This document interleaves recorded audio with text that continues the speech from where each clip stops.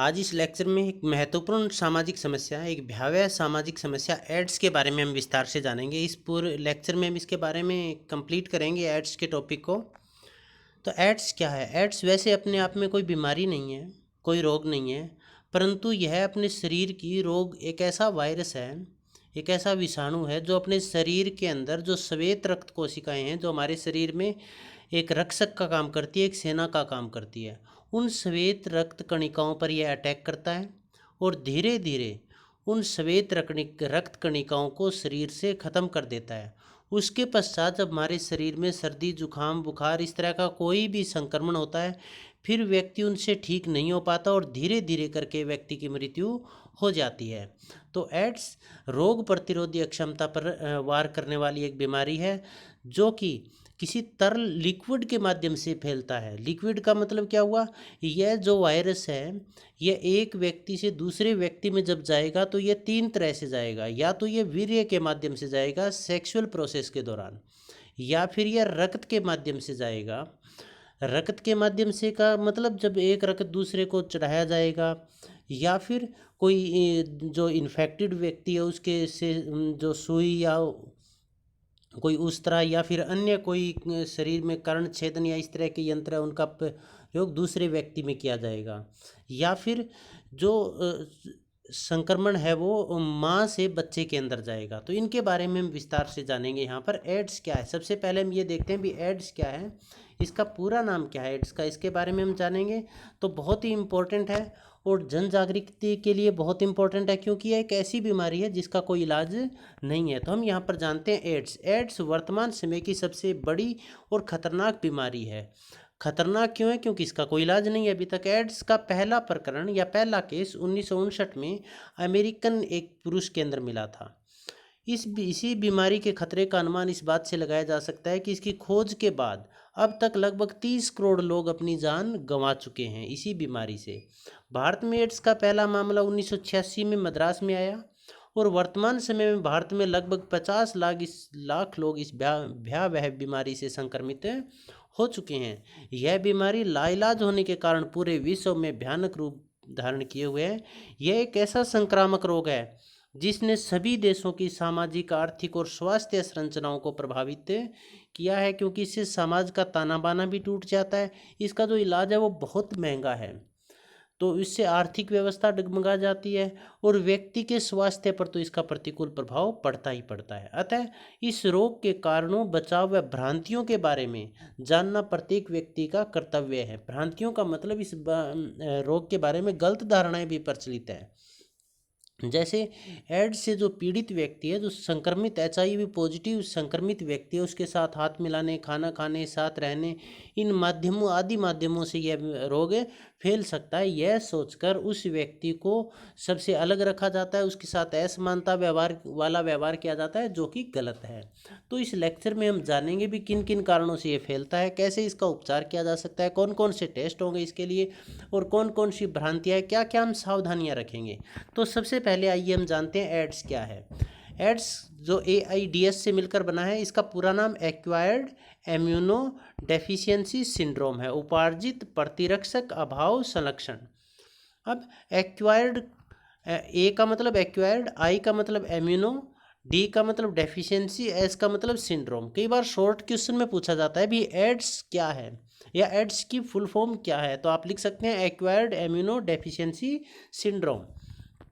इस प्रकार इस बीमारी का पूरा नाम एक्वायर्ड इम्यूनो डेफिशिएंसी सिंड्रोम है। यह रोग एक विषाणु या वायरस से फैलता है जिसका नाम ह्यूमन इम्यूनो डेफिशिएंसी वायरस है। देखिए, ह्यूमन इम्यूनो डेफिशिएंसी वायरस, इसी को हम HIV कहते हैं। HIV human immuno deficiency virus, जिसे संक्षेप में HIV कहते हैं। एक्वायर्ड का मतलब क्या होता है? एक्वायर्ड का मतलब अर्जित या प्राप्त की हुई। इसका मतलब ये हुआ कि एड्स की जो बीमारी है वो दूसरे रोगियों से प्राप्त की गई है। ये अचानक या एकाएक नहीं होती, बल्कि यह दूसरों से प्राप्त की जाती है। मतलब यह एक संक्रामक बीमारी है। संक्रामक किस संदर्भ में? कि यह एक व्यक्ति के ब्लड संक्रमण से दूसरे व्यक्ति के जब वो टच में आएगा तो उसमें वो फैलेगी। 1989 में एड्स का कारक एक विषाणु को माना गया जिसे HIV कहा गया। अब HIV 1989 से पहले इस वायरस को अलग अलग नामों से जाना जाता था, परंतु 1989 में इसे एक ही नाम HIV से जाना गया और तब से इसका नाम यही प्रचलन में है। HIV विषाणु तरल पदार्थ विशेष रूप से वीर्य से, रक्त व लार के माध्यम से फैलता है। ये 3 चीज़ें महत्वपूर्ण हैं जो हमको अपने को कंसंट्रेट करना है। यदि ये 3 चीज़ हम समझ गए तो एड्स के उपायों के बारे में और इसके कारणों के बारे में हमारी समझ में आ जाएगी। वीर्य का मतलब ये हुआ कि एक व्यक्ति दूसरे के साथ सेक्स करता है, यौन संबंध स्थापित करता है, वो चाहे समलैंगिक हो चाहे विषमलैंगिक, एक लड़का लड़की के साथ कर रहा हो या लड़का लड़के के साथ कर रहा हो। यदि उनमें से दोनों पार्टनर में से कोई एक संक्रमित है, HIV संक्रमित है, उसके एड्स है, तो वो दूसरे के साथ जब सेक्सुअल रिलेशन में आएगा, वो आपस में संबंध स्थापित करेंगे, तो उनकी बहुत ज़्यादा संभावना है दूसरा जो स्वस्थ व्यक्ति है उसके संक्रमित होने की। और भारत के अंदर जो ज़्यादातर एड्स के मामले हैं जो बढ़ रहे हैं वो सेक्स के माध्यम से, असुरक्षित यौन संबंधों से या वीर्य के माध्यम से फैल रहे हैं, क्योंकि जो ये विषाणु है, ये जो गुप्त जनानंग है मेल और फीमेल के, उसमें इनको छिपने की पर्याप्त जो वातावरण मिलता है, तो ये वहाँ पर छिपे होते हैं। और जब दूसरा व्यक्ति, स्वस्थ व्यक्ति, संक्रमित व्यक्ति के संपर्क में आता है तो वो इनसे पीड़ित हो जाता है। दूसरा है रक्त का मतलब यदि एक संक्रमित व्यक्ति का रक्त दूसरे के चढ़ाया जाएगा तो वो HIV से ग्रस्त हो जाएगा। दूसरा, कई बार ये होता है हम टैटू वगैरह खुदवाते हैं या कान छेदने का काम करवाते हैं या फिर शेविंग करवाते हैं, जैसे ब्लेड या उस तरह के हम टच में आते हैं, तो वो संक्रमित व्यक्ति से दूसरे व्यक्ति जब यूज करते हैं, मान लो एक संक्रमित व्यक्ति है, उसके नाई ने ब्लेड लगाई और वही ब्लेड दूसरे व्यक्ति के लगा दी और उसके कट या घाव हो गया और उसमें वो ब्लड टच कर गया, तो उसके संक्रमित होने की संभावना बढ़ जाएगी। तीसरा है लार के माध्यम से। लार का मतलब हुआ जब माँ है, मान लीजिए माँ संक्रमित है एड्स से, HIV पॉजिटिव वायरस से संक्रमित है, तो फिर क्या होगा, जब उसका बच्चा पैदा होगा उस बच्चे की भी संभावना होगी, यदि किसी पुरुष के, जिस पुरुष ने उसके साथ सेक्स किया है, जिसका वो गर्भ है, वो पुरुष यदि संक्रमित है तो उस माँ को भी संक्रमण होने, उस माँ के गर्भ में पल रहे बच्चे को भी संक्रमण होने का खतरा काफ़ी रहता है। तो और उसके पश्चात जब बच्चा मान लो स्वस्थ पैदा हो जाता है, उनके संक्रमण नहीं है, तो जब बच्चा माँ का स्तनपान करेगा, दूध पिएगा, तो उस लार के माध्यम से, उसके माध्यम से ही उस बच्चे में संक्रमण फैलने की संभावना काफ़ी रहती है। अब देखिए, हाथ मिलाते हैं हम किसी के साथ, गले मिलते हैं, किसी को किस करते हैं, इन अवस्थाओं में इन चीज़ों का ट्रांसमिशन नहीं होता, और ट्रांसमिशन नहीं होता तो ये आपस में जो HIV है वो वायरस संक्रमित दूसरे को नहीं करता। तो इसमें भ्रांतियां नहीं होनी चाहिए, बात क्लैरिटी यहाँ पर होनी चाहिए। संक्षेप में एड्स एक ऐसा संक्रामक रोग है जिससे ग्रस्त हो जाने पर पीड़ित व्यक्ति में प्रतिरोधक प्रणाली अर्थात रोग प्रतिरोधक क्षमता नष्ट हो जाती है। इसका मतलब हमारे शरीर के अंदर 2 प्रकार की रक्त कणिकाएं हैं, लाल रक्त कणिकाएं और श्वेत रक्त कणिकाएं। श्वेत रक्त कणिकाएं T सेल भी जिनको बोलते हैं। वो जो श्वेत रक्त कणिकाएं हैं वो हमारे शरीर के अंदर एक रक्षक का काम करती है, एक सेना का काम करती है। जब भी शरीर के ऊपर बाहर से कोई अटैक होता है, कोई रोग या विषाणु या कीटाणु अटैक करता है, तो वो श्वेत रक्त कणिकाएं एक्टिव हो जाती है और उस वायरस को मार डालती है, मतलब उसका शरीर के ऊपर बुरा प्रभाव नहीं होने देती। अब समझिए, ये HIV वायरस है, ये क्या है, ये इसी श्वेत रक्त कणिकाओं पर अटैक करेगा, सबसे पहले इन्हीं को मारेगा। अब इसने धीरे धीरे करके, जिसमें काफ़ी टाइम लग जाता है, 6 महीने से 8-10 साल तक लग जाते हैं, धीरे धीरे करके वो इन सभी रक्त कणिकाओं को मार देगा। उसके पश्चात क्या होगा, हमारे शरीर के ऊपर किसी भी तरह का कोई रोग आएगा, जैसे जुकाम हो गया, बुखार हो गया, दस्त हो गए, तो वो रोग फिर ठीक होगा ही नहीं। क्यों नहीं होगा? क्योंकि शरीर से लड़ने वाली जो रोग प्रतिरोधी क्षमता थी, जो श्वेत कणिकाएं थी, वो तो समाप्त हो चुकी है। तो धीरे धीरे करके व्यक्ति उसी रोग से मर जाएगा। तो इसमें रोग प्रतिरोधक क्षमता नष्ट हो जाती है और अभी तक इस रोग का कोई उपचार उपलब्ध नहीं है। अब इसके पश्चात आप देखिएगा, इस संक्रमण के लगभग 12 सप्ताह बाद भी रक्त की जांच से ज्ञात होता है कि यह विषाणु शरीर में प्रवेश कर चुका है, मतलब संक्रमित होते ही व्यक्ति को पता नहीं लगेगा।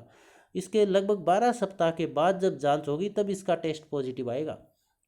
HIV को एड्स की स्थिति में पहुंचने में 8 या 10 वर्ष लग जाते हैं। वायरस है, उसको एड्स की स्थिति में पहुंचने में, इसका मतलब जब तक वो सारी उस रोग प्रतिरोधक क्षमता को नष्ट करेगा, उससे 8 या 10 वर्ष तक लग जाते हैं। जिस व्यक्ति के शरीर में HIV विषाणु होते हैं उसे HIV पॉजिटिव कहा जाता है। जैसे कोविड पॉजिटिव चल रहा है ना, उसी तरह से HIV से ग्रसित व्यक्ति 6 से 10 वर्ष तक तो सामान्य जीवन व्यतीत कर सकता है, क्योंकि तब तक वो एड्स की स्थिति में नहीं आता, परंतु वह दूसरों को यह बीमारी फैलाने में सक्षम होता है। परंतु उसके माध्यम से, उस पर तो अटैक नहीं होगा इतने समय में, परंतु उसके माध्यम से दूसरे जो व्यक्ति है वो संक्रमित हो सकते हैं। HIV विषाणु से संक्रमित होने का अर्थ है जीवन भर संक्रमण, क्योंकि उस संक्रमण से छुटकारा तो मिलेगा ही नहीं, एवं अकाल मृत्यु, और धीरे धीरे करके व्यक्ति की अकाल मृत्यु हो जाएगी। अकाल मृत्यु होने का मतलब क्या हुआ?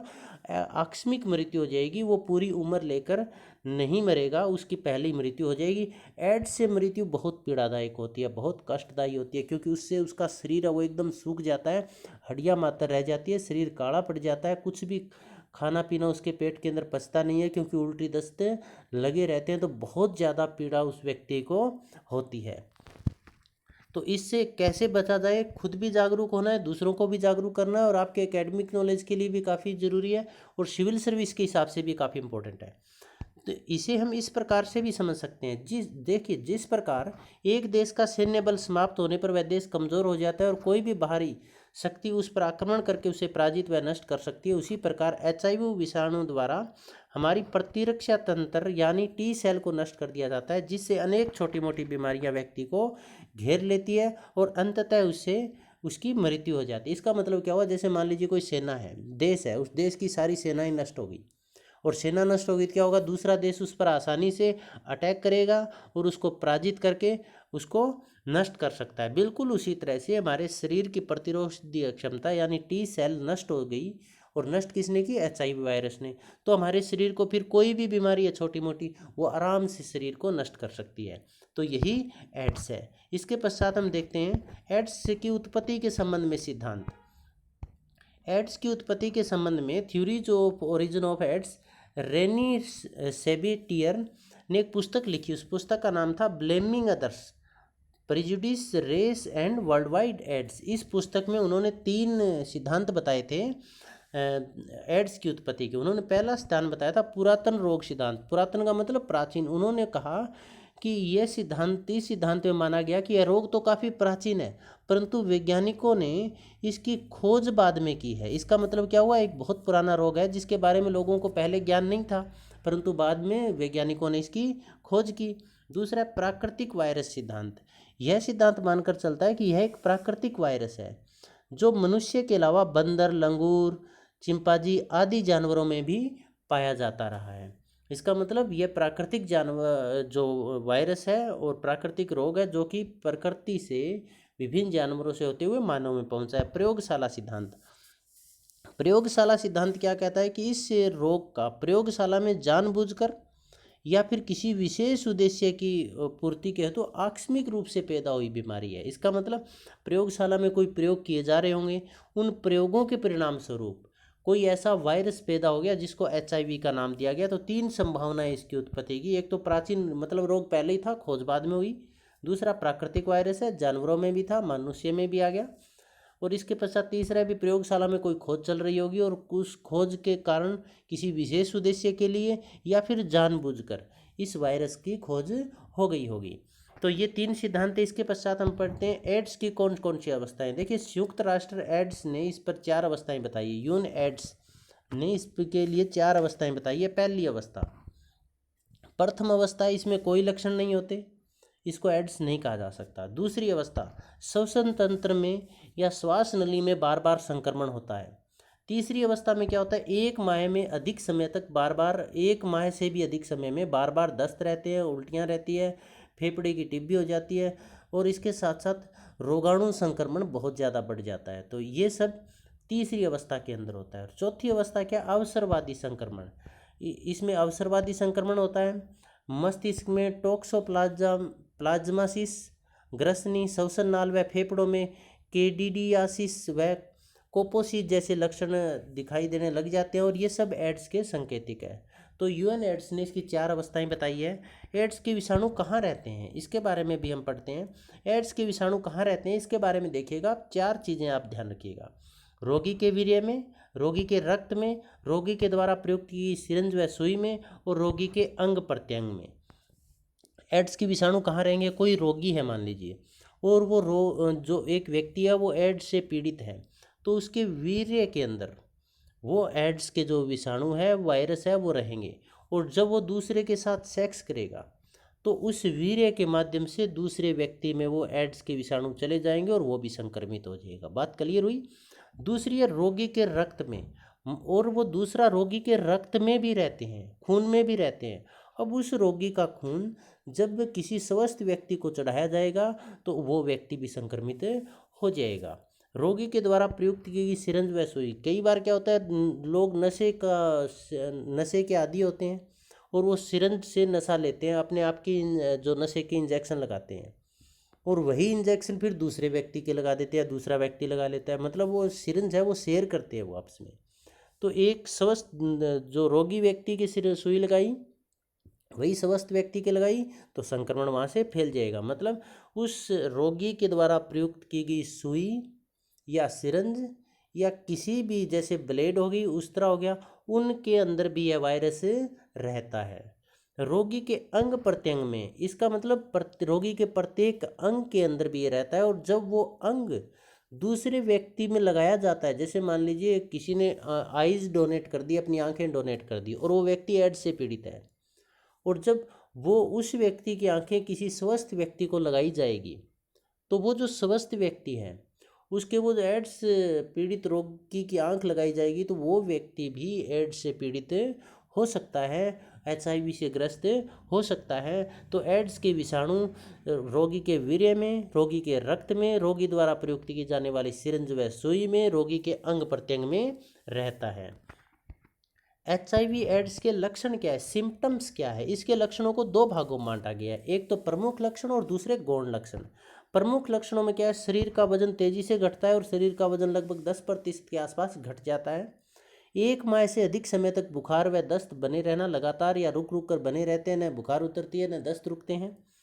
और इसके कारण भारी थकान का निरंतर बना रहना और लगातार शरीर के अंदर थकान बनी रहती है। तो ये सब लक्षण है किसके? मुख्य लक्षण है HIV के।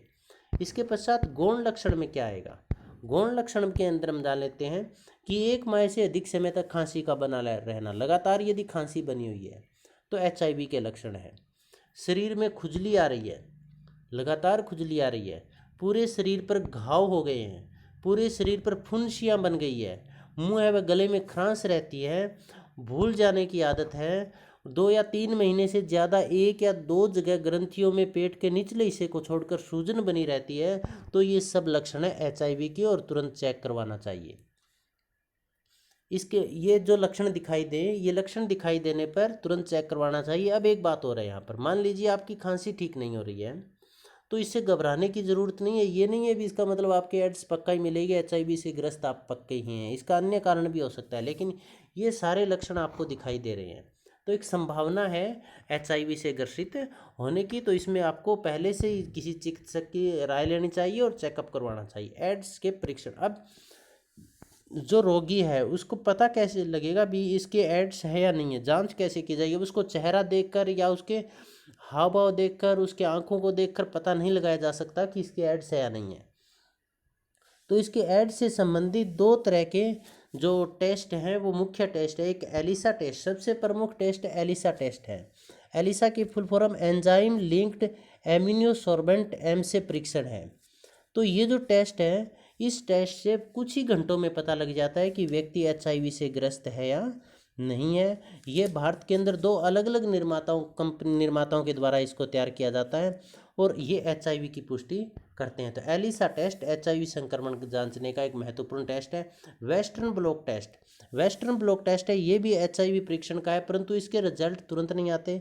यह लंबा है, महंगा है और बहुत ज़्यादा इसके अंदर हार्ड वर्क करना पड़ता है। इसके साथ साथ यह कॉस्टली भी बहुत है, एलिसा टेस्ट से लगभग 50 गुना ज़्यादा महंगा है।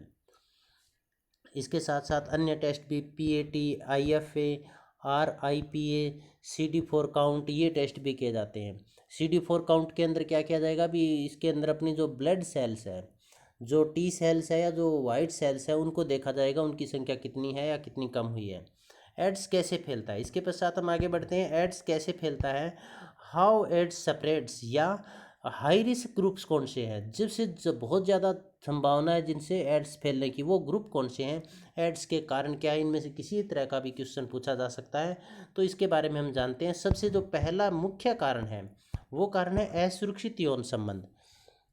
भारत के अंदर जो ज़्यादातर जो रोगी हैं वो एड्स के, वो जो असुरक्षित जो यौन संबंध है इसी के कारण फैले हैं। असुरक्षित यौन संबंधों का कारण क्या, यौन संबंधों का अर्थ क्या होता है कि एक व्यक्ति एड्स से ग्रस्त है और उसने दूसरे के साथ, स्वस्थ व्यक्ति के साथ वो रिलेशन में आया, यौन संबंध स्थापित किए और उसने किसी प्रोक्यूशन या सावधानी नहीं बरती, तो उससे जो वायरस है वो दूसरे में संक्रमित हो जाएगा, संचरित हो जाएगा।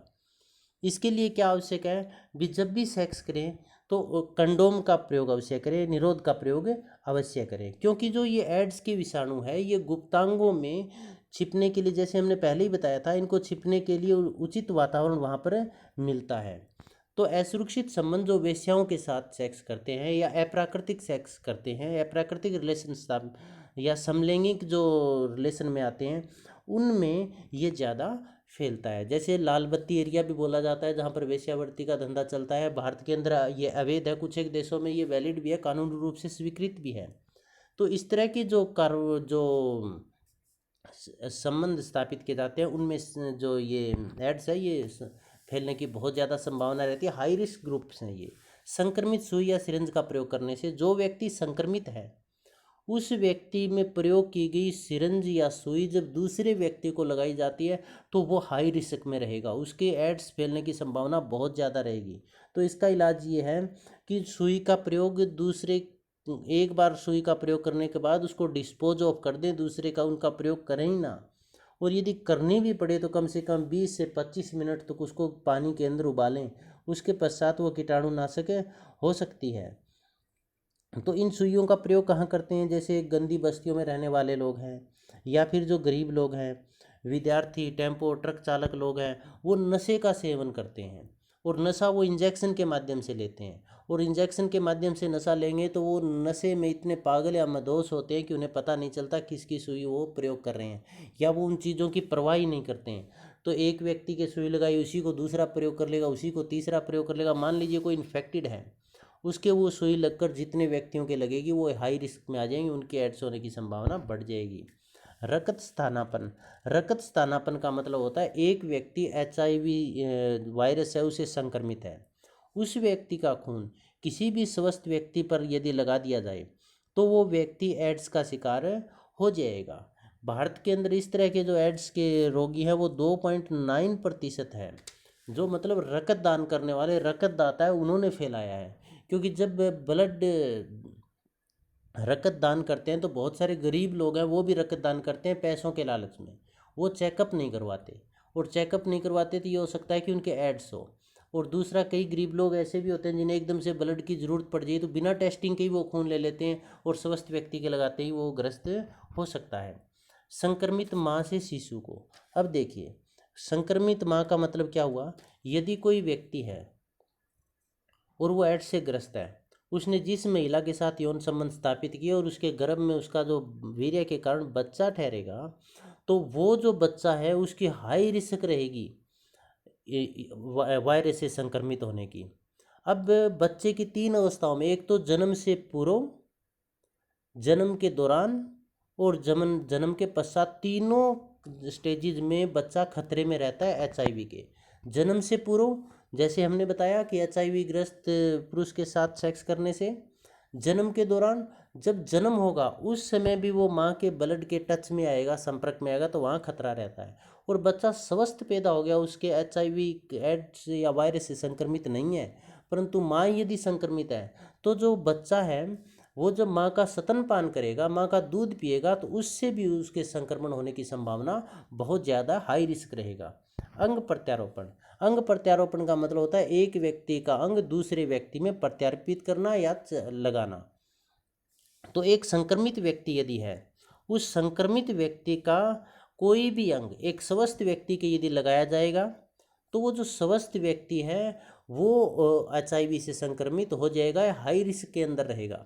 जैसे मान लो गुर्दे दूसरे व्यक्ति को ट्रांसप्लांट करने हैं और जिस व्यक्ति ने गुर्दे दान किए हैं उस व्यक्ति को HIV वायरस से वो संक्रमित है। तो स्वस्थ व्यक्ति के अंदर यदि वो गुर्दा लगाया जाएगा तो वो व्यक्ति निस्संदेह हाई रिस्क में रहेगा HIV से संक्रमित होने के लिए। समलैंगिक यौन संबंधों से, समलैंगिक यौन संबंध का मतलब होगा अप्राकृतिक यौन संबंध। इसका मतलब पशुओं के साथ सेक्स करने से, या फिर एक व्यक्ति एक पुरुष के द्वारा दूसरे पुरुष के साथ सेक्स करने से भी ये जो एड्स है इसमें हाई रिस्क रहता है। जैसे मान लीजिए पहले ही हमने बताया, एक एड्स से ग्रस्त व्यक्ति है, उसके साथ दूसरा मेल या फीमेल यदि संपर्क में आएगा, यौन संबंध के संपर्क में आएगा, तो उनको एड्स के लिए वो हाई रिस्क में रहेगा इसे वायरस से संक्रमित होने के लिए। नाई के उसरे या कर्ण छेदन यंत्रों से। अब नाई के उसरे का मतलब नाई से हम शेविंग करवाने के लिए जाते हैं, और नाई ने मान लीजिए एक व्यक्ति की शेविंग की जो HIV से ग्रसित था, और उसकी शेविंग करते हैं तो फुंसियाँ वगैरह होती है, उनसे कटिंग भी हो जाती है, जिससे वो ब्लड है वो ब्लेड के ऊपर लग जाए, ब्लेड या उसरे पर लग जाता है। उसके पश्चात जब दूसरा व्यक्ति शेविंग के लिए बैठेगा, उसी पर वही ब्लेड यूज की और वही ब्लेड यूज की, तो उस पर वायरस उस ब्लेड पर थे। अब दूसरे व्यक्ति पर कट लगेगा तो दोनों का ब्लड आपस में संपर्क में आएगा और दूसरा व्यक्ति भी उससे इन्फेक्टेड हो जाएगा। कर्ण छेदन, कर्ण छेदन का मतलब कान, विशेषकर लड़कियों के अंदर कान या नाक में छेद करवाते हैं। तो वो जब एक संक्रमित व्यक्ति, लड़के या महिला या लड़की के जब वो सुई लगाई, छेद किया, और उसी से जब दूसरी लड़कियां महिला के छेद किया जाएगा कान में, तो वो भी संक्रमित हो जाएगी। इसके साथ साथ जो टैटू बनवाते हैं, मेले वगैरह के अंदर जाते हैं, टैटू बनवाते हैं, उसकी ने यदि किसी संक्रमित व्यक्ति के हाथ या कहीं पर टैटू बनाया है, उसी सुई का प्रयोग वो दूसरे के लिए करेगा, तो वहाँ भी संक्रमण का खतरा बहुत ज़्यादा रहता है। रोग वैज्ञानिक प्रयोगशालाओं के अंदर, रोग वैज्ञानिक प्रयोगशालाओं के अंदर प्रयोग के लिए खून लिया जाता है, और जो खून लिया जाता है वो बिना टेस्टिंग के यदि खून ले लिया जाए, वो खून संक्रमित है, वो खून प्रदूषित है HIV वायरस से, तो फिर वो खून यदि किसी दूसरे के लगाया जाएगा, ज़रूरतमंद के लगा दिया जाएगा, बिना टेस्टिंग के लगा दिया जाएगा, तो वो व्यक्ति भी संक्रमित हो जाएगा। तो ये कारण थे HIV फैलने के। अब HIV एड्स के दुष्प्रभाव क्या क्या है उनके बारे में हम जान लेते हैं। एक तो है स्वास्थ्यजनक दुष्प्रभाव। स्वास्थ्यजनक दुष्प्रभाव का तात्पर्य यह है कि यह समाज के ऊपर और पीड़ित व्यक्ति के ऊपर स्वास्थ्यजनक बहुत बुरे प्रभाव डालता है। उसका वजन घट जाता है, सूख कर वो हड्डियों का ढांचा मात्र रह जाता है, उसके उल्टी दस्त नहीं रुकते हैं, किसी तरह के उसके शरीर के अंदर थकान रहती है, कमजोरी रहती है, खाया पिया उसको नहीं पचेगा। इसके साथ साथ उसके TB भी हो सकती है, खांसी भी बहुत ज़्यादा हो सकती है, और उसके चेहरे पर धब्बे पड़ जाएंगे, खुजलियाँ शुरू हो जाएगी, चेहरे पर घाव हो जाएंगे। इस तरह से उसका जो शरीर है वो पूरी तरह से पीड़ित होगा, दुखी होगा। परंतु इसका उस जो स्वास्थ्यजनक दुष्प्रभाव है उसका कुछ ज़्यादा महत्व नहीं रहता। क्यों नहीं रहता? क्योंकि जिस व्यक्ति को ये है उसे पता है कि वो ज़्यादा दिन टिकने वाला नहीं है। इसके पश्चात दूसरा आर्थिक दुष्प्रभाव। आर्थिक दुष्प्रभाव तो पड़ेगा, क्योंकि एक तो यह लाइलाज बीमारी है, यह रोग। दूसरा, व्यक्ति इसके इलाज के लिए बहुत ज़्यादा खर्च भी करता है। एक तो इसके लिए एंटी रेट्रोवायरल ट्रीटमेंट है, क्योंकि एड्स के लिए एंटी रेट्रोवायरल ट्रीटमेंट का प्रयोग किया जाता है, जो कि बहुत ही महंगा है। अब इतना महंगा जब खर्चा किया जाता है गवर्नमेंट के द्वारा, जब इतना खर्चा किया जाता है, तो गवर्नमेंट का आधे से ज़्यादा बजट है वो तो केवल जो एड्स से संबंधित रोगी है इन्हीं पर खर्च हो जाता है। इसके पश्चात सामाजिक दुष्प्रभाव। एड्स के सामाजिक दुष्प्रभाव बहुत पड़ते हैं, क्योंकि जिस महिला या पुरुष के एड्स हैं उससे पूरा व्यक्तिगत विघटन हो जाता है, परिवार का विघटन हो जाता है, और उससे समाज का विघटन हो जाता है। कई बार व्यक्ति इससे दुखी होकर आत्महत्या तक कर लेते हैं और व्यक्ति की मृत्यु भी निश्चित हो जाती है। और दूसरा, समाज भी ऐसे व्यक्ति को जो एड्स से पीड़ित है वो स्वीकार नहीं करता है, यहाँ तक कि उनके परिवार और रिश्तेदार भी इनसे कन्नी काटने लगते हैं, उनके संपर्क में नहीं आना चाहते, उनको अच्छे नज़रिए से नहीं देखा जाता। उन्हें ये भी देखा जाता है कि इन्होंने किसी के साथ इलीगल रिलेशन स्थापित किए होंगे, इसका मतलब ये नैतिक रूप से भी इनका पद गिरा हुआ उनको मानते हैं, जबकि ज़रूरी नहीं वो केवल असुरक्षित यौन संबंधों से फैला हो, दूसरे कारण भी हमने किए हैं, उनके कारण भी हो सकता है।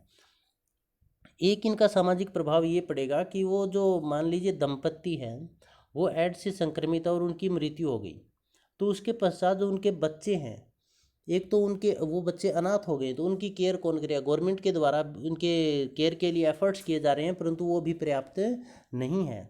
एक ये होगा कि जब वो बच्चे बड़े होंगे, विशेषकर यदि कोई लड़की और वो बड़ी होगी, तो उससे कोई शादी करने से हिचकिचाएंगे, शादी नहीं करेंगे। क्यों नहीं करेंगे? क्योंकि सभी को ये रिस्क रहेगा भी एड्स से संक्रमित हो सकती है। तो इसके सामाजिक प्रभाव है वो बहुत बुरे सामाजिक प्रभाव पड़ते हैं, क्योंकि भारतीय समाज है वो जो असुरक्षित जो अवैध संबंध है उनको स्वीकार नहीं करता है। किसी पुरुष की हो गई तो ये माना जाएगा इसने किसी गैर महिला से रिलेशन में आया होगा ये, और किसी महिला की हो गई तो उसके बारे में भी ये माना जाएगा कि वो किसी गैर पुरुष के संक्रमण जो संपर्क में आई होगी। तो इसके सामाजिक प्रभाव भी बुरे पड़ते हैं, आर्थिक प्रभाव भी बुरे पड़ते हैं, और इसके जो स्वास्थ्यजनक भी बुरे प्रभाव पड़ते हैं। एक राइटर ने कहा है ये एड से ग्रेस जो जिनके पेरेंट्स की डेथ होगी और जो बच्चे अनाथ हो जाते हैं उनके बारे में ये कहा था कि ये बच्चे अपने एड्स ग्रस्त अभिभावकों की देखभाल करते हैं। मौत नहीं हुई है तो भी वो बच्चे अपने माँ बाप की देखभाल में अपना जीवन, बचपन और अपनी जो शक्ति है वो लगा देते हैं, और उन्हें तिल तिल कर मरता हुआ देखते हैं, क्योंकि उनकी आंखों के सामने मरेंगे, कोई उनका इलाज भी नहीं है। तो बच्चे उनकी सेवा भी करेंगे जिससे उनका कैरियर भी बर्बाद हो रहा है। इसके बाद वे जीवन में उनकी भूमिका को अपने ऊपर ओढ़ लेते हैं। उन्हें अपने छोटे भाई बहनों का अभिभावक बनना पड़ता है और बचे खुचे परिवारों को सहारा देने के लिए काम करना पड़ता है। इस बच्चों को संपत्ति अथवा उत्तराधिकार में से कुछ भी प्राप्त नहीं हो पाता और नातेदार इसे हड़प कर जाते हैं। उन्हें पड़ोसियों की कड़वी बातें और अनेक बार मारपीट तक सहन करनी पड़ती है ताकि वो स्थान छोड़कर चले जाए। तो ये इनके प्रभाव थे। इसके पश्चात एड्स का उपचार, ट्रीटमेंट ऑफ एड्स। एड्स का उपचार कैसे करें? उपचार का मतलब यदि कोई व्यक्ति एड्स से HIV वायरस से संक्रमित है तो वो क्या करें? उसे चिकित्सक की सलाह लेनी चाहिए, जो डॉक्टर है उनसे सलाह लेनी चाहिए, और वो जो भी दवाइयाँ दे रहा है, जो दवाई लेने के लिए कहता है और जो निर्देश वो दे रहा है उन निर्देशों का पालन उन्हें करना चाहिए। बिल्कुल भी घबराना नहीं चाहिए। स्वास्थ्यवर्धक आहार, ऐसा आहार लेना चाहिए जो जल्दी पचने वाला हो और स्वास्थ्य को बढ़ाने वाला हो, स्वास्थ्य में हेल्पफुल हो। नियमित रूप से उसे योग करने चाहिए। चिंता से मुक्त, किसी भी तरह की चिंता उसे नहीं करनी चाहिए। सकारात्मक रहना चाहिए, घबराना नहीं चाहिए, हौसला बनाए रखना चाहिए। धूम्रपान व नशे से दूर रहना चाहिए, क्योंकि धूम्रपान व नशा है ये व्यक्ति के स्वास्थ्य पर वैसे भी प्रतिकूल प्रभाव डालते हैं, और जो संक्रमित व्यक्ति है उस पर तो और अधिक प्रभाव डालेंगे। निमोनिया या फ्लू जैसे संक्रमण का इलाज। एड्स है, एड्स से यदि किसी व्यक्ति को है तो उसको निमोनिया, कोई भी अन्य जुकाम या इस तरह का संक्रमण है तो उसको डॉक्टर से सलाह लेकर उसका तुरंत इलाज करने की कोशिश करनी चाहिए। ये कुछ एक उपचार थे एड्स के लिए। वैसे तो इसका कोई इलाज नहीं है, सिर्फ सावधानियां हैं, उन्हीं का प्रयोग करना चाहिए। भारत में एड्स की समस्या। भारत में एड्स की समस्या के बारे में यदि हम पढ़ें तो भारत में एड्स की समस्या है वो एक भयानक समस्या है। भारत के अंदर देखिएगा 1986 के अंदर पहला केस आया। 1986 में पहला केस आने के पश्चात अब भारत के अंदर लगभग 50 लाख के आसपास लोग संक्रमित हो चुके हैं।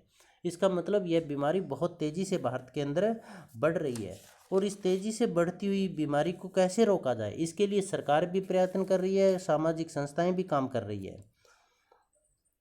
अब देखिए भारत के अंदर, भारत की यदि हम बात करें तो भारत में तमिलनाडु, आंध्र प्रदेश, महाराष्ट्र, गुजरात, गोवा, मणिपुर आदि जो ये राज्य है, इनमें ये जो एड्स की बीमारी है बहुत तेज़ी से फैल रही है। ग्रामीण क्षेत्र के मुकाबलों में शहरी क्षेत्र, विशेषकर नगरों और महानगरों में इसके बहुत लोग हैं वो ज़्यादा पीड़ित हैं।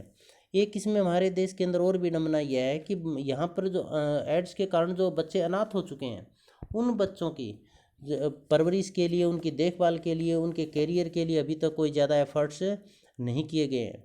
एक इसमें जो एंटी रेट्रोवायरल टेस्ट हैं वो काफ़ी महंगे हैं, इसलिए अधिक लोगों को वो टेस्ट भी, वो जो उपचार है वो भी नहीं दिया जा रहा है।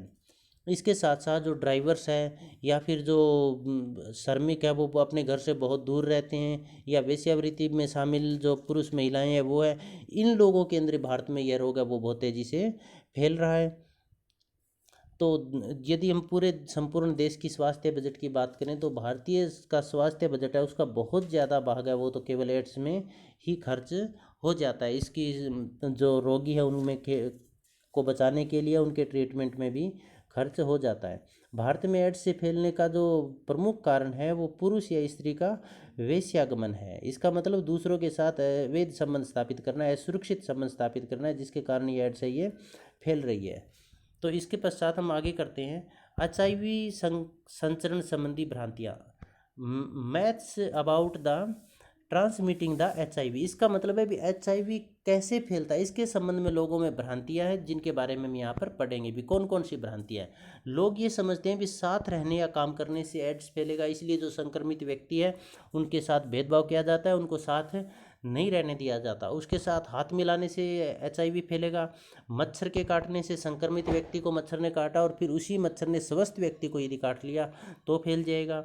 किसी व्यक्ति संक्रमित व्यक्ति को छूने से, उनको हाथ लगाने से, उनको पकड़ने से या उनको गले लगाने से भी यह रोग फैल जाएगा, उसको चूमने से यह रोग फैल जाएगा। और सार्वजनिक प्रसाधनों, पब्लिक टॉयलेट्स, इसका मतलब संक्रमित व्यक्ति भी वहाँ पर गया, बाद में स्वस्थ व्यक्ति गया तो वो व्यक्ति जब जाएगा तो वो भी संक्रमण की चपेट में आ सकता है, ऐसी धारणाएं हैं। छींकने या थूकने से, संक्रमित व्यक्ति छींकेगा या थूकेगा तो भी वायरस फैल सकता है। स्विमिंग पूल में नहाने से, तरणताल में मान लीजिए वहाँ पर संक्रमित व्यक्ति नहाया और बाद में स्वस्थ व्यक्ति नहाया तो फैल सकता है। एक साथ यात्रा करने से, साथ साथ खाना खाने से, साथ में पानी या एक ही गिलास यूज करने से, शराब पीने से, संक्रमित व्यक्ति के फ़ोन, कपड़े, रजाई आदि के प्रयोग करने से यह वायरस फैल सकता है। ऐसी भ्रांतियां हैं, ऐसी गलत धारणाएं हैं, जबकि ऐसा कुछ नहीं होता है। चाहे हाथ मिलाएं, साथ रहें, साथ मिलकर खाना खाएं, गले मिलें, सार्वजनिक स्थानों का प्रयोग करें, छींकने से, थूकने से, एक ही साथ नहाने से, एक रोगी के कपड़े, वस्त्र आदि प्रयोग करने से यह वायरस नहीं फैलता है। इसमें सिर्फ आपको ये ध्यान रखना है कि ये तीन ही माध्यम है फैलने के, या तो वीर्य जो कि सेक्स के माध्यम से, असुरक्षित यौन संबंध से, उससे बचना है। एक रक्त का जब भी दान करना पड़े या लेना पड़े तो उसके लिए हमें क्या करना है भी वो टेस्टिंग होना चाहिए, प्री टेस्टेड होना चाहिए वो। दूसरा लार के माध्यम से, इन तीन चीज़ों से वो फैलता है। इसके अलावा कोई गलतफहमी, कोई भ्रांति मन में नहीं होनी चाहिए। यदि ये तीन चीज़ इनमें कहीं भी यूज नहीं हो रही है तो संक्रमण नहीं फैलेगा।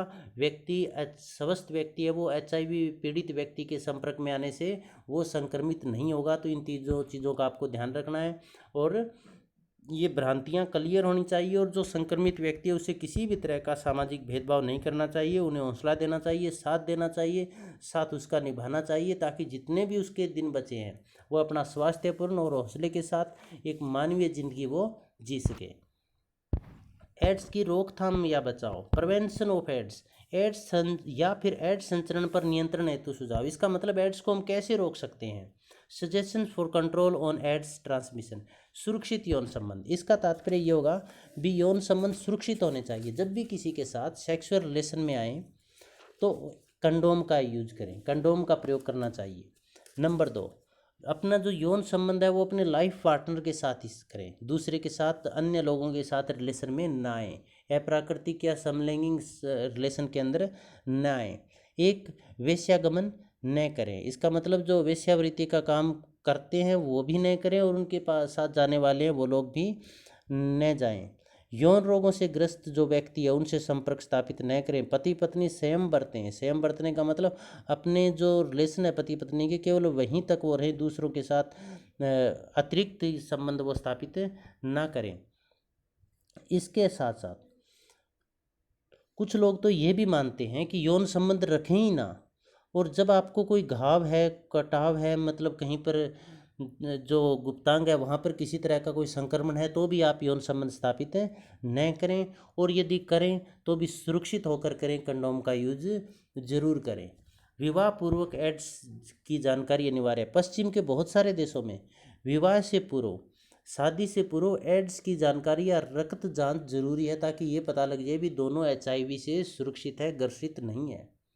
भारत के अंदर भी ऐसा होना चाहिए। यदि दोनों की जांच पहले हो जाएगी तो उनसे जो पैदा होने वाली संतान और पूरा परिवार बच जाएगा। मान लीजिए एक पुरुष है, लड़का है, उसको वो HIV से संक्रमित है और उसने जांच नहीं करवाई, उसने एक लड़की के साथ शादी कर ली और दोनों, फिर वो लड़की भी HIV, जो क्योंकि वो रिलेशन में आएंगे, यौन संबंध स्थापित करेंगे तो वो लड़की भी संक्रमित हो जाएगी HIV से और उसके जो संतान होगी वो भी संक्रमित हो जाएगी। इसका मतलब वो पूरा परिवार विघटित हो जाएगा, खंडित हो जाएगा। तो एड्स को फैलने से यदि रोकना है तो सुरक्षित यौन संबंध रखें। विवाह पूर्व एड्स की जाँच जरूर करवाएं। एड्स से पीड़ित महिलाएं गर्भधारण न करें। जो महिलाएं एड्स से पीड़ित है वो महिलाएं इस बात का ध्यान रखें भी वो बच्चे पैदा करें ही ना, गर्भधारण ही न करें। और जो पुरुष भी पीड़ित है HIV एड्स से वो भी किसी महिला के साथ ऐसे रिलेशन बनाएं ताकि उनके बच्चे पैदा हों। और फिर भी यदि वो महिला उससे पीड़ित हो गई है तो डॉक्टर से सलाह लेकर गर्भपात करवाएं, ताकि जो संतान है वो संक्रमित न हो पाए, आगे एड्स न फैल पाए। HIV संक्रमित व्यक्ति का समान प्रयोग न करें। किस तरह का समान प्रयोग न करें? जैसे उनकी ब्लेड्स प्रयोग न करें, उनके द्वारा यूज की गई सिरिंज प्रयोग न करें, उस तरह का प्रयोग न करें, कर्ण छेदन या टैटू वाले जो सुई है उसका प्रयोग ना करें भी। ऐसा कोई भी उसका जो सामान है जिससे ब्लड, वीर्य या फिर लार संपर्क में आती है वो प्रयोग में ना लाएं। रक्त प्रयोग संबंधी सावधानियाँ। रक्त प्रयोग में पूरी सावधानी बरतें। यदि खून दान कर रहे हैं, डोनेट कर रहे हैं, तो भी अपने पहले टेस्ट करवाना चाहिए। और जब हमें कोई खून किसी को चढ़ाना पड़े, किसी से खून लेना पड़े, तो भी पूरी टेस्टिंग करके करके उसको चढ़ाएं, ताकि इस वायरस को अधिक से अधिक फैलने से रोका जा सके, इस पर लगाम लगाई जा सके। नैतिक शिक्षा। लोगों को छोटे बच्चों को शुरू से ही नैतिक शिक्षा देनी चाहिए, ताकि वो यौन संबंधों पर फोकस ही ना करें। वो विवाह पूर्व या विवाह के पश्चात अतिरिक्त यौन संबंधों के बारे में सोचे ही ना। अपनी संस्कृति, अपने देश, अपने समाज, अपने परिवार और स्वयं को बचाने के लिए इस तरह की शिक्षा देना अति आवश्यक है। जन जागृति। एड्स के बारे में शर्माने की बात नहीं है। हालांकि ये सेक्स से संबंधित है, यौन संबंधों से संबंधित है, और भारत के अंदर सेक्स और यौन संबंधों से संबंधित बातें करना भी एक शर्म और घृणा की बात मानी जाती है। परंतु आज वह समय नहीं है। हमें छोटे बच्चों को, अपनी संतानों को, अपने विद्यार्थियों को यह बात समझानी होगी, ताकि वो इस भयानक बीमारी से बचे रह सकें। पूरे समाज को इसके प्रति जागरूक करना होगा, और इसमें पढ़े लिखे युवा पीढ़ी का विशेषकर योगदान है। वो इसके बारे में स्वयं भी स्वयं बरतें, जागरूक रहें, सचेत रहें, और दूसरों को भी इसके बारे में अधिक से अधिक जागृति लोगों के अंदर फैलाएं, ताकि इस तरह की घटनाएं घटित ना हो। त्वचा वेदनी उपकरणों के प्रयोग संबंधी सावधानी। त्वचा वेदनी जैसे कर्ण छेदन हो गया, टैटू खुदवाना, ऐसे जैसे टैटू बनवाना, इस तरह के तो काम करे ही ना। एक तो आपकी डिफेंस जॉब के अंदर पाबंदियां लग जाती है, दूसरा उसमें एड्स से संक्रमित होने का खतरा भी बढ़ जाता है। तनाव मुक्त जीवन जिए, क्योंकि तनाव है, तनाव से विभिन्न बीमारियां ज़्यादा लगती है, और इस तनाव मुक्त रहेंगे तो स्वस्थ रहेंगे। तो तनाव मुक्त, और दूसरा तनाव में रहेंगे तो तनाव के अंदर जब व्यक्ति है तो वो असुरक्षित यौन संबंध स्थापित भी करेगा, यौन क्रियाएं करने का उसका अधिक मन करेगा, जिससे वो स्वयं नहीं बरतेगा, कंडोम का प्रयोग नहीं करेगा, और उसे एड्स होने का खतरा बढ़ जाएगा। अवैध यौन संबंध केंद्रों पर रोक। जो अवैध यौन संबंध केंद्र है उनको सरकार के द्वारा, समाज के द्वारा पूरी तरह से रोक लगा देनी चाहिए। जैसे वेश्यालय चल रही हैं, कुछ होटल ढाबों पर भी पूरी तरह से निगरानी रखनी चाहिए, क्योंकि उनमें भी अवैध यौन संबंधों के कार्य होते हैं। तो इस तरह के मतलब यौन संबंध है, इन पर फोकस करना होगा सरकार को, समाज को, युवा पीढ़ी को भी, इससे किसी भी तरह से संक्रमण न फैल पाए। HIV जांच मुफ्त व गोपनीय है। दूसरा ये होना चाहिए इस रोग को रोकने के लिए कि HIV जांच है, जो एलिसा टेस्ट होते हैं HIV जांचने के लिए, वो मुफ्त होना चाहिए, उसमें किसी तरह का खर्चा नहीं लगना चाहिए। और दूसरा, और उससे जो यदि कोई पॉजिटिव आ जाता है तो उसकी जो नाम है वो पूरी तरह, नाम और जांच पूरी तरह से गोपनीय रखनी चाहिए, किसी के सामने नहीं बताना चाहिए। जबकि ऐसा हो भी रहा है भी, उसकी गुप्त जांच भी गुप्त रखी जाती है और फ्री ऑफ कॉस्ट भी हो रहा है ये। सार्वजनिक स्थानों पर कंडोम की व्यवस्था, जैसे बस स्टैंड है, होटल है, यूनिवर्सिटीज़ है, तो इस या फिर वो लाल बत्ती क्षेत्र है, इन स्थानों पर कंडोम की व्यवस्था सरकार के द्वारा करनी चाहिए। इसके साथ साथ जैसे पश्चिम देशों के अंदर कंडोम के बॉक्सेज लगे हुए होते हैं, तो उस तरह की व्यवस्था यहाँ पर की जा सकती है, क्योंकि जो युवा पीढ़ी है उनको हर मामले में जागरूक करना होगा भी। वो पहली बात तो संबंध स्थापित करें ही ना, और फिर भी यदि करें तो कम से कम वो सुरक्षित होकर करें, सेफ होकर करें, ताकि अपने को, समाज को, देश को बचाया जा सके। रक्तदान परीक्षण अनिवार्य। रक्तदान से पहले परीक्षण अनिवार्य होना चाहिए। HIV टेस्ट का परीक्षण करना अनिवार्य होना चाहिए, ताकि यह संक्रमण दूसरे लोगों में न पहुंच पाए। लाल बत्ती क्षेत्रों में कंडोम की व्यवस्था। अब देखिए, लाल बत्ती क्षेत्र किसे कहा जाता है? जहाँ पर वेश्यालय का कार्य चलता है, जहाँ पर अवैध यौन संबंधों का कार्य चलता है, ऐसी बस्तियाँ, और उनको लाल बत्ती क्षेत्र कहा जाता है। तो इन लाल बत्ती क्षेत्रों के अंदर भी अच्छे कंडोम की व्यवस्था वहाँ पर करनी चाहिए। मादक द्रव्यों के दुरुपयोग पर पाबंदी। जो नशीले पदार्थ सिरिंज के माध्यम से लिए जाते हैं, सिरिंज के माध्यम से नशा किया जाता है, ऐसे नशीले पदार्थों पर रोक लगा देनी चाहिए, ताकि नशे की हालत में उन्हें होश नहीं होता भी वो किसकी सिरिंज का प्रयोग कौन कर रहा है। रोगी का सहयोग करें। जो रोगी है, संक्रमण से पीड़ित है, उसका पूर्णतः सहयोग करें, उनसे किसी तरह का कोई भेदभाव न करें, क्योंकि हमें पता है ये तीन ही माध्यमों से फैलेगा, वीर्य से, रक्त से और लार से। और यदि हम उसके साथ बातचीत कर रहे हैं और हाथ मिला रहे हैं, साथ में खाना खा रहे हैं, साथ में कुछ खा पी रहे हैं, तो उससे यह नहीं फैलेगा। तो इन भ्रांतियों को खुद भी दूर करना है और समाज के अन्य लोगों को भी समझाना है, जागृति पैदा करनी है, ताकि किसी भी एड्स ग्रस्त व्यक्ति के साथ भेदभाव या प्रताड़ना का सामना उसे न करना पड़े। HIV टेस्ट अनिवार्य होना चाहिए सभी व्यक्तियों के लिए, युवा व्यक्तियों के लिए, कॉलेज के अंदर, यूनिवर्सिटी के अंदर, सभी के लिए यह टेस्ट है, ये अनिवार्य होना चाहिए, ताकि यदि कोई संक्रमित है तो उसका समय पर इलाज किया जा सके और उसको कंट्रोल किया जा सके भी, वो आगे भी उससे न फैले। टोल फ्री नंबर 1067 में 1097 पर अधिक से अधिक जानकारी उपलब्ध कराना। अब 1097 ये नंबर है, ये टोल फ्री नंबर है HIV से संबंधित जानकारी हासिल करने के लिए। तो इस नंबर पर भी आप किसी भी तरह की अपने लक्षण दिखते हैं तो इस पर आप जानकारी हासिल कर सकते हैं। यहाँ भी आपकी जो पहचान है वो पूरी तरह से गुप्त रखी जाती है, किसी को बताया नहीं जाता। एड्स संबंधी भ्रांतियों को दूर करना, जैसे हमने आपको पहले बताया, इसे जन जागृति फैलानी है। एड्स के संबंध में जो गलत भ्रांतियां हैं, गलत धारणाएं हैं, उनको समाप्त करना होगा, इस बारे में लोगों को जागरूक करना होगा। और यह कार्य युवा पीढ़ी के अलावा और कौन कर सकता है। सेल्फ असेसमेंट सेशन, इसके अंदर ये क्वेश्चन इस तरह के जरूर पूछे जाते हैं। HIV की फुल फॉर्म क्या है, एड्स की फुल फॉर्म क्या है, एड्स किसे कहते हैं, एड्स जांचने के लिए कौन सा टेस्ट किया जाता है, या एलिसा टेस्ट किससे संबंधित है, एड्स के कारण बताओ, एड्स के सामाजिक दुष्प्रभाव कौन से हैं, एड्स के लक्षण बताओ, एड्स संबंधी भ्रांतियों को दूर स्पष्ट करें, एड्स एक भयानक समस्या, सामाजिक समस्या, इस पर निबंध लिखें, या एड्स पर एक निबंध लिखें। एड्स क्या है, इसके कारणों व उपायों पर चर्चा करें।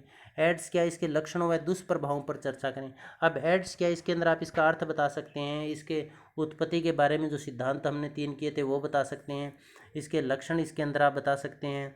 तो ये चीज़ें आपको पर्सन के हिसाब से मैनेज करनी है, भी क्या क्या चीज़ें बता सकते हैं। A message to all of you, मानवता के लिए, परिवार के लिए, स्वयं को बचाने के लिए, अपने साथियों को बचाने के लिए, दोस्तों मित्रों को बचाने के लिए एड्स हेल्पलाइन नंबर 1097 पर विजिट जरूर करें।